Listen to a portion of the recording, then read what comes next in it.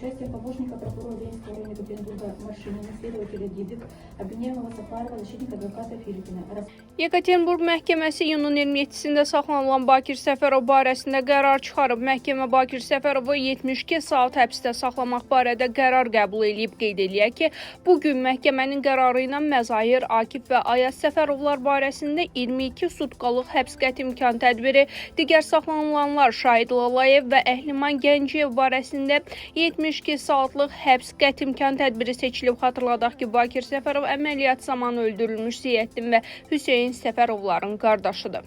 Yerli mətbuatın məhkəmə zalından yayımladığı videodan göründüyü kimi Ayaz Səfərovun üzündə hematomalar var. Jurnalistlərin göyərtilərin mənşəyi barədə sualına cavab olaraq o, bunları saxlanılmazdan əvvəl aldığını bildirib. Mən saxlanılmazdan əvvəl 25-26 tarixində xatırlamıram. O, jurnalistlərə bildirib və əlavə eləyib ki, özü yıxılıb.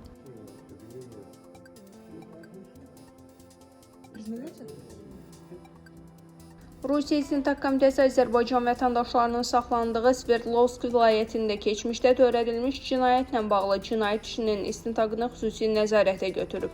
Rusiya İstintaq Komitəsinin sədri Aleksandr Bastrokin, Rusiya İstintaq Komitəsinin Sverdlovsk vilayəti üzrə rəhbəri vəzifəsini icra edən Andrey Nabetova vəziyyətlə bağlı ətraflı məruzə hazırlamağı tapşırıb.